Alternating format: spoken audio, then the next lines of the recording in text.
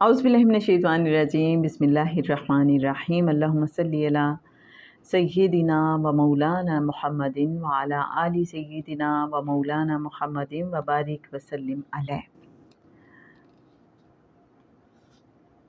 2 سوال، لیکن ایک آج اور ایک آنے والے کسی دن میں۔ کلندر شپ کیا ہے؟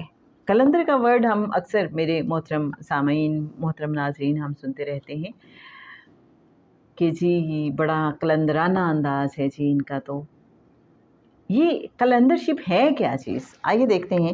جب شاہ صاحب سے یہ پوچھا گیا تو شاہ صاحب نے اس کا کیا جواب دیا ہے۔ در حقیقت کلندر کوئی سلسلہ نہیں جسے تصوف کے دیگر سلاسل ہیں۔ عرب میں شاذلیہ، جبکہ برصغیر میں 4 سلاسل بہت معروف ہیں۔ اس طرح قلندر کوئی سلسلہ نہیں، بلکہ یہ کسی بھی فقیر کے سرٹن وے آف لائف کو ڈپکٹ کرتا ہے۔ اس کی ابتدا حضرت علی کرم اللہ وجہہ سے ہوئی، اور حضرت علی کرم اللہ وجہہ ہی قلندر اعظم ہے۔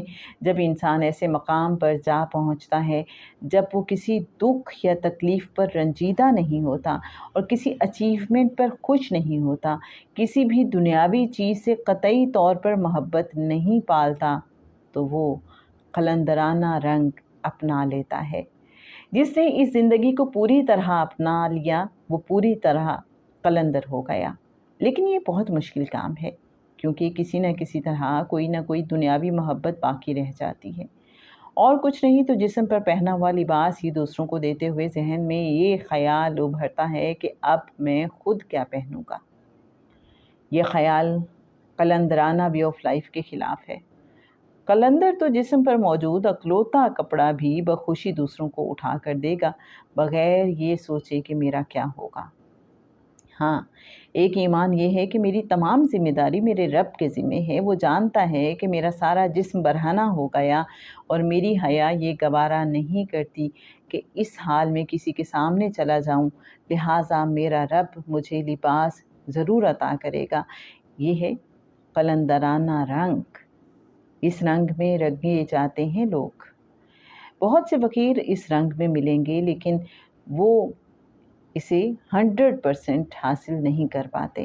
کہیں نہ کہیں کچھ نہ کچھ کمی رہ جاتی ہے۔ اس حوالے سے 3 ہی نام مشہور ہیں: شرف الدین بو علی قلندر، لال شہباز قلندر، بی بی رابعہ بصری قلندر۔ جب ہم بی بی رابعہ بصری کی حیات مبارکہ دیکھتے ہیں تو عجب رنگ نظر آتا ہے کہ چور کو خالی ہاتھ جاتے دیکھا تو بولی، بھائی اپنی بہن کے ہاں سے خالی ہاتھ نہیں جاتے، گھر میں بس یہ وضو کا لوٹا ہی ہے، یہی لے جاؤ۔ یہ قلندرانہ مقام ہے، اور اس تک پہنچنا بہت دشوار ہے۔ اکلوتے جوان بیٹے کی وفات کی خبر ملتی ہے تو 2 رکعت نفل نماز ادا کر کے بیٹے کی لاش اٹھانے جاتے ہیں۔ یہ ہیں قلندر۔ مقام قلندر کی ابتدا حضرت علی کرم اللہ وجہ الکریم سے ہوئی، اور وہی قلندر اعظم ہیں۔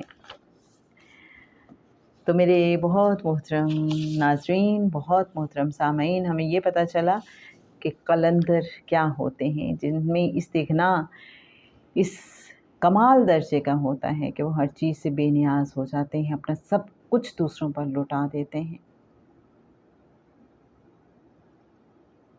اور کسی دکھ پہ رنجیدہ نہیں، کسی اچیومنٹ پر خوش نہیں،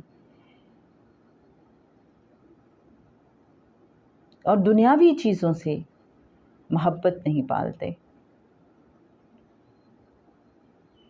ایک سکون، ایک استغنا، ایک بے نیازی ان کی ذات میں نظر آتی ہے۔ اور شاہ صاحب نے فرمایا کہ ہمیں اپنے آس پاس بہت سے ایسے لوگ مل جائیں گے قلندر،